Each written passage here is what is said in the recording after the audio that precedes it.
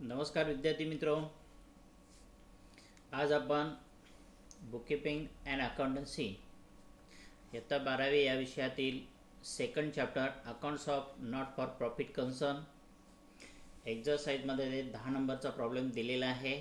तो प्रॉब्लेम आपण सोडवणार आहोत. प्रथमतः प्रॉब्लेम आपण वाचून नोंदी समजावून घेऊ. प्रॉब्लेम पेज नंबर 120 120 पानावर दिलेला आहे. Problem from the following receipt and payment account KBP engineering college Nashik for the year ending on 31st March 2019 and additional information. Prepare income and expenditure account for the year ending 31st March 2019 and balance sheet as on that date. आपल्याला पुढे receipt and payment account दिलेला आहे 31 March 2019 या वर्षाचा, आणि यावरून आणि पुढे दिलेल्या ज्या काही नोंदी आहेत यावरून आपल्याला इन्कम अँड एक्सपेंडिचर अकाउंट तयार करून द्यायचा आहे आणि त्याच्यानंतर बॅलन्स शीटसुद्धा तयार करायचा आहे. प्रथमतः आपण रिसीट साईडच्या ज्या नोंदी आहेत त्या पाहूया. To balance brought down cash in hand and cash at bank, हे गेल्या वर्षीचे बॅलन्स आहेत. त्याची नोंद आपण गेल्या वर्षीच्या बॅलन्स शीटमध्ये दाखवलेले आहे. चालू वर्षात ते काही विचारात आपण घेणार नाही आहे. त्यानंतर टू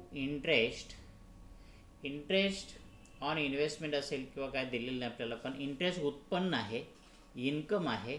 इन्कम साईडला आपण याची नोंद करणार आहोत. सबस्क्रिप्शन इन्कम आहे. वर्गणी कॉन्ट्रीब्युशन आपले जमा झालेले आहे, ते इन्कम साईडला नोंद करायचे आहे. लाईफ मेंबरशिप फी हे कॅपिटल फंडामध्ये आपण ॲड करायचे. जर काही माहिती दिली नाही तर कॅपिटल फंडात डायरेक्ट ॲड करायचे आहे. 25,000 नसेल तर दिलेल्या ॲडजस्टमेंटमध्ये दिलेल्या माहितीप्रमाणे आपण नोंद करणार आहोत. टू डोनेशन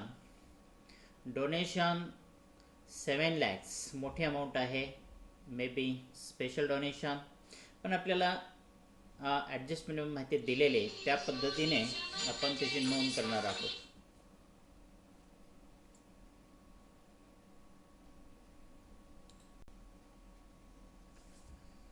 यानंतर दिलेल्या नोंदीप्रमाणे आपण बघूया. त्यानंतर ट्युशन फी दिलेली आहे. ट्युशन फी 12,30,000 12,30,000 रुपये. इन्कम आहे, इन्कम साईडला आपण दाखवणार आहोत. Revenue income. Turn fee revenue income आहे. सत्र फी 2,08,000 रुपये इन्कम साईडला नोंद करायचे.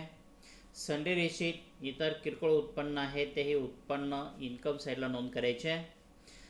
पुढे to admission fee in bracket revenue, हे कंसात आपल्याला दिलेलीच आहे माहिती additional, that is the revenue income.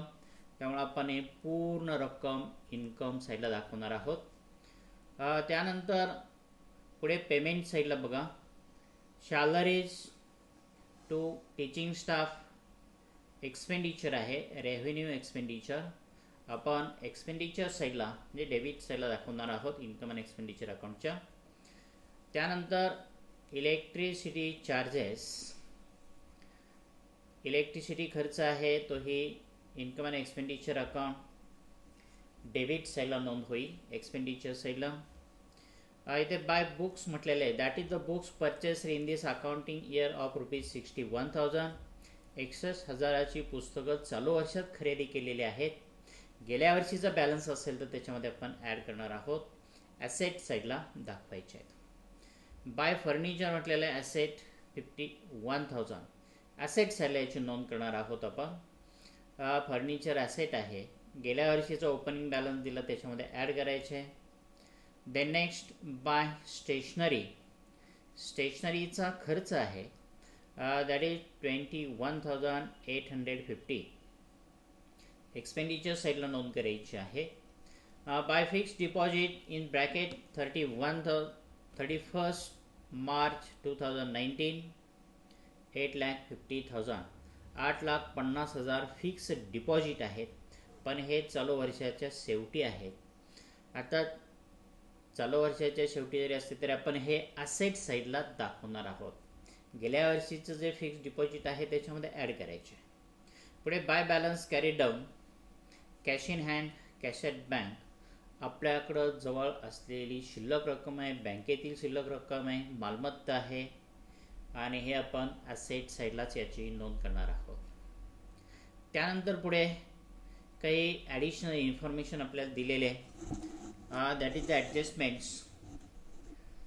Books opening balance means on 1 April 2018 चालू वर्षाचा ओपनिंग बॅलन्स दिलेला आहे 6 लाख रुपये अँड 31 मार्च 2019 आणि वर्षाच्या शेवटी दिलेले 6 लाख रुपये. म्हणजे हा ओपनिंग बॅलन्स 6 लाख आणि क्लोजिंग बॅलन्सही 6 लाख आहे. आपण ओपनिंग बॅलन्स असेट साईडला दाखवणार आहोत 6 लाख आणि त्याच्यामध्ये नवीन खरेदी चालू वर्षामध्ये 61,000 रुपये किमतीची पुस्तकं खरेदी केलेली आहे ते ॲड दाखवणार. त्याच्यामध्ये न्यू परचेसर ॲड करणार आणि त्याच्यानंतर पुढे मग पुन्हा डेप्रिशिएशन 61,000 लेस करणार आणि 61,000 इन्कम अँड एक्सपेंडिचर अकाउंटच्या डेबिट साईडला ॲज अ डेप्रिशिएशन म्हणून आपण त्याची नोंद करणार आहोत. पुढे फर्निचरही त्याच पद्धतीने दिलेलं आहे. ओपनिंग बॅलन्स दिलेला आहे 3,19,000 3,19,000 आणि वर्षाच्या शेवटी बॅलन्स ठेवायचे आपल्याला 3 लाख रुपये. म्हणजे इथं फर्निचर 3,19,000 त्याच्यामध्ये चालू वर्षाचं जे खरेदी आहे 51,000 51,000 रुपये ते आपण ॲड करणार. त्याच्यातून डेप्रिशिएशन लेस करून 3 लाख रुपये बॅलन्स ठेवणार आणि ते depreciation income and expenditure account debit साईडला दाखवणार आहोत. Building fund total 10 lakhs liability साईडला नोंद करायचे. बिल्डिंग फंड आणि चालू वर्षातील जे काय असेल ते त्याच्यामध्ये ॲड करणार आहोत आपण. फिक्स्ड डिपॉझिट ॲसेट साईडला याची नोंद करणार आहे पाठीमागचं बॅलन्स म्हणून. चालू वर्षाचं असेल त्याच्यामध्ये ॲड करणार आहोत. कॅपिटल फंड लायबिलिटी साईडला दाखवायचे आहेत सुरुवातीलाच आणि चालू वर्षाचं काही डेफिसिट असेल तर लेस करणार आहोत. सरप्लस आला तर तो ॲड करायचा आहे. पुढे आणखीन काही ॲडजस्टमेंट दिलेले आहे. 50% of donation are for building fund and the balance is to be treated revenue income. जे टोटल डोनेशन चालू वर्षात आपल्याला मिळालेलं आहे रिसीट साईडला दिलेलं आहे बघा. टू डोनेशन 7 लाख रुपये त्याच्यावर टिकमार्क करायचे आहे. इथे लिहायचं आहे 50% टू बिल्डिंग फंड 50% बिल्डिंग फंडामध्ये ॲड करायचे आहे. म्हणजे 3,50,000 बिल्डिंग फंडामध्ये दाखवायचे आणि 3,50,000 इन्कम साईडला ठेवायचे आहेत रेव्हेन्यू इन्कम म्हणून. त्यानंतर पुढचे ॲडजस्टमेंट आहे आउटस्टँडिंग सबस्क्रिप्शन ₹5,300 इन्कम साईडला सबस्क्रिप्शन दिलेले आहे त्यावर टिकमार्क केलेले आपण 28,300. याच्यामध्ये चालू वर्षाचे मिळायचे राहिलेले आपल्याला ॲड करायचे 5,300 आणि याची दुसरी नोंद असेट साईडला आपण करणार आहोत. त्यानंतर adjustment number 3 life membership fee are to be capitalized. Total life membership fee जी आहे फी 25,000 दिलेले कॅपिटल हे कॅपिटल फंडात ॲड करायची आहे. ठीक आहे, आपण हा प्रॉब्लेम समजावून घेतला. आता याच्यानंतर त्याच्या नोंदी कशा होतात ते आपण थोडक्यात पाहूया. इथे आपण ठीक आहे पुढे इन्कम अँड एक्सपेंडिचर अकाउंट आपण आखून घेतलेला आहे. In the books of KBP engineering college Nashik income and expenditure account for the year ended 31 March 2019. पुढे income expenditure account side income side. त्यानंतर बॅलन्स शीट हे आपण घ्यायचं आहे.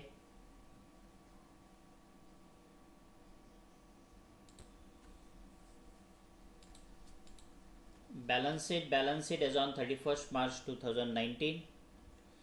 ठीक आहे, बघूया आपण पुस्तक समोर ठेवायचं आहे त्याच्या नोंदी आपल्याला पाहायच्या आहेत. ज्या ठिकाणी थोडंसं फास्ट असेल तिथे जरा व्हिडिओ तुम्ही पॉज करू शकता. पण आता रिसीट साईड आपण टू बॅलन्स ब्रॉड डाऊन म्हटलेले cash in hand cash at bank याच्या नोंदी आपल्याला चालू वर्षात करायच्या नाही आहेत. टू इंटरेस्ट इन्कम आहे, इन्कम अँड एक्सपेंडिचर अकाउंट. इथे नोंदी करणार आहोत बाय इंटरेस्ट ₹55,000. त्यानंतर सबस्क्रिप्शन दिलेलं आहे. इन्कम साईडला त्याची नोंद करायची आहे. बाय सबस्क्रिप्शन इनर कॉलममध्ये त्याची नोंद केलेली, कारण त्याच्यावर टिकमार्क केलेले आपल्याला ॲडजस्टमेंट सोडवायचे. त्यानंतर लाईफ मेंबरशिप फीज दिलेले. Total fees is to be added in capital फंडात ॲड करायचे. बॅलन्स शीट लायबिलिटी साईडला इथे लिहून घ्यायचं कॅपिटल फंडामध्ये ॲड आणि लाईफ मेंबरशिप फी ₹25,000 ॲड करायचे आपल्याला. त्याच्यानंतर पुढे दिलेलं आहे donation 50% to building fund 7 lakhs.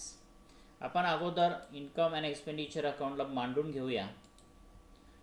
Bye donation ₹7 lakhs. त्याच्यानंतर ॲडजस्टमेंट सोडू. त्यानंतर tuition fee income and expenditure अकाउंटला ॲज इट इज मांडून घ्यायचे. Tuition fee outward column ₹12,30,000. त्याच्यानंतर पुढे टर्म फी दिलेले आहे. पुस्तकामध्ये पहा टर्म फी दिलेले आहे. Term fee ₹2,08,000. त्यानंतर सन्ड्री रिसीट आहे. इथं आपण नोंदी पाहतो आहे डायरेक्ट आउटवर्ड कॉलममध्ये 3 नोंदी आपण केल्या.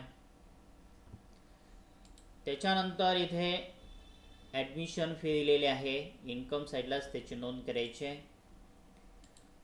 बाय ॲडमिशन फी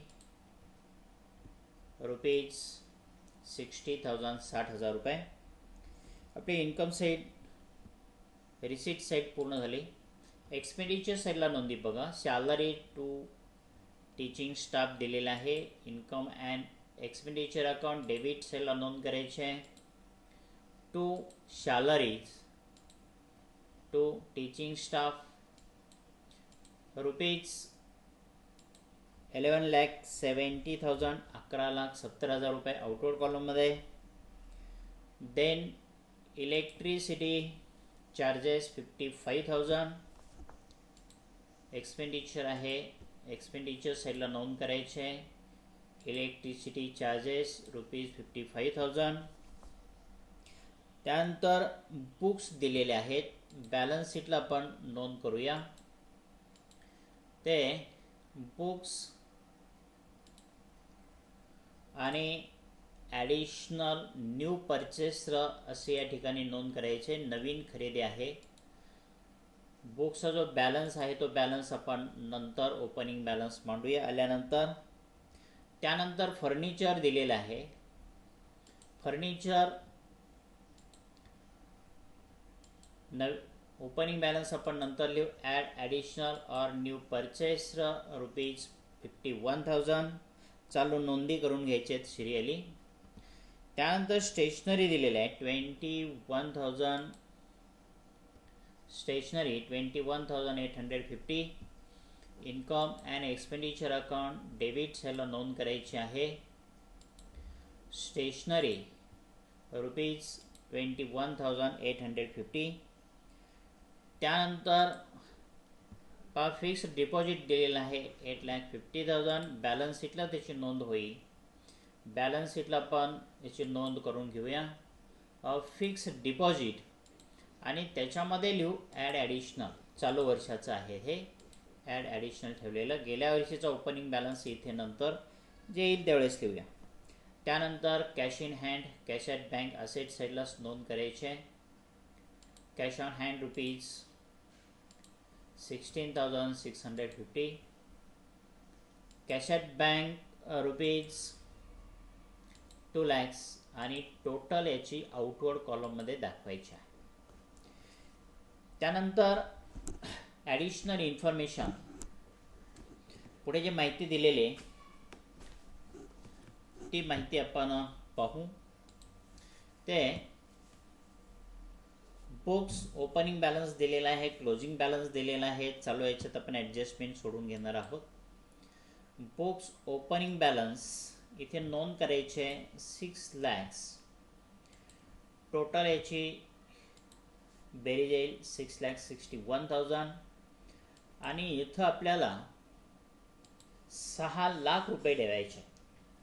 म्हणजे आपल्याकडं 6,61,000 रुपये किमतीची पुस्तकं आहेत वर्षाच्या शेवटी, पण पुढील वर्षासाठी त्या पुस्तकाची किंमत ही फक्त 6 लाख रुपये दाखवायची. याचा अर्थ इथे 61,000 रुपये आपल्याला लेस केले पाहिजेत आणि हे 61,000 रुपये आपण लेस डेप्रिशिएशन म्हणून करणार आहोत. डेप्रिशिएशन. आणि याची दुसरी नोंद income and expenditure account debit साईडला नोंद करायचे. लेस डेप्रिशिएशन ऑन बुक्स रुपीज 61,000. त्यानंतर बॅलन्स शीटला दुसरी ॲडिशनल इन्फॉर्मेशन दिलेले फर्निचर. फर्निचरचा ओपनिंग बॅलन्स आपल्याला दिलेला आहे 3,19,000, 3,19,000 रुपये. नवीन चालू वर्षात खरेदी आहे 51,000. टोटल आपली रक्कम या ठिकाणी येते 3,70,000, 3,70,000 रुपये. पण आपल्याला इथं माहिती देताना असं सांगितलेलं आहे की फर्निचरची किंमत जी आहे ती फक्त 3 लाख रुपये ठेवायची. ठीक आहे, मग आपण बॅलन्स शीटला 3 लाख रुपये ही पुढच्या वर्षासाठी किंमत दाखवणार. मग याच्यातील जो फरक आहे दॅट इज 70,000, 70,000 रुपये.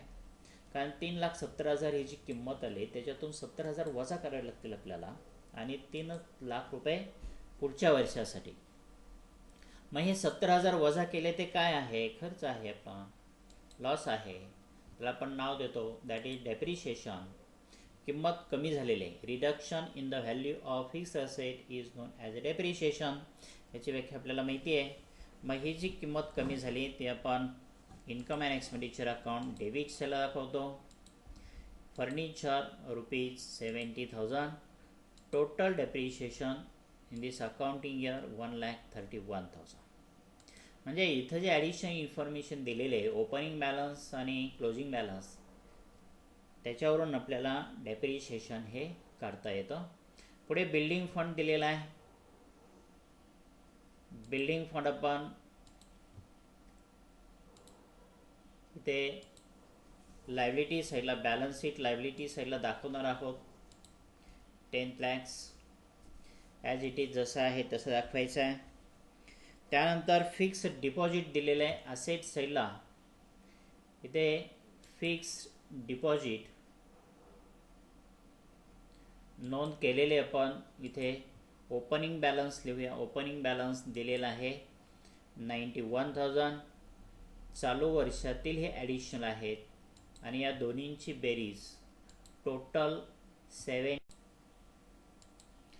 Fix deposit. इथं फिक्स डिपॉझिट आपल्याला 9,10,000 रुपये ओपनिंग बॅलन्स दिलेला आहे.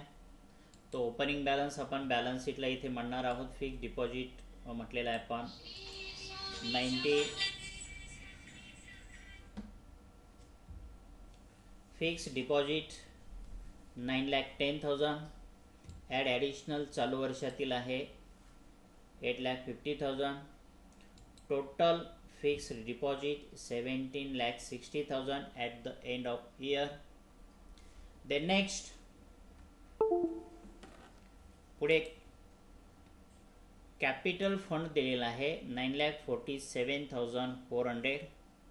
बॅलन्स शीट लायबिलिटी साईडला कॅपिटल फंड आपण मग अशी नोंद केलेली आहे. अकाउंटचं नाव लिहिलेलं आहे. अमाऊंट लिहून टाका 9,47,000 रुपये.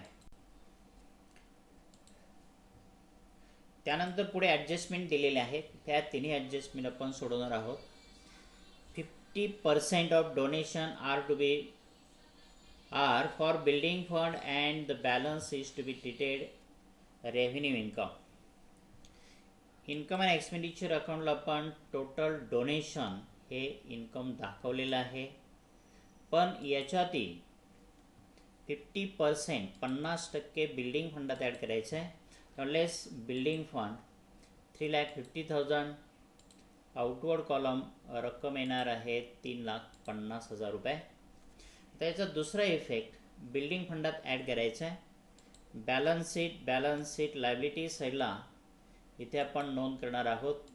ॲडिशनल चालू वर्षाचं आहे and total building fund at the end of year 13,50,000.